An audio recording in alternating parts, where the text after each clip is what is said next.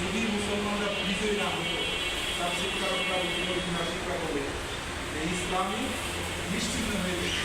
তাদের আল্লাহ রসুল নবী জীবিত থাকতে ইসলাম নিশ্চিত হয়ে যাবে, না হয় না। নবীরা আসছে ইসলাম প্রতিষ্ঠা করা, কিন্তু মানুষের একটা কনসেপ্ট ছিল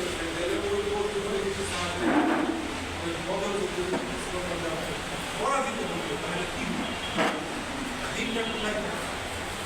আজকে আমরা এইভাবে দিন পাইতাম না, এরকম একটা ধারণা আমাদের মধ্যে দরকার, তাই না? তাহলে সব খরচের বড় খরচ হচ্ছে। এরপরে ধরেন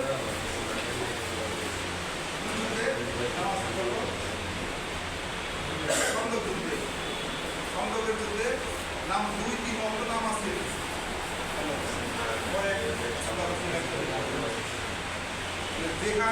যে দিন কায়েমের জন্য আল্লাহ রসুল রোজা ছেড়ে দিচ্ছে, যে দিন কায়েমের জন্য নামাজ ছেড়ে দিচ্ছে, তার গুরুত্ব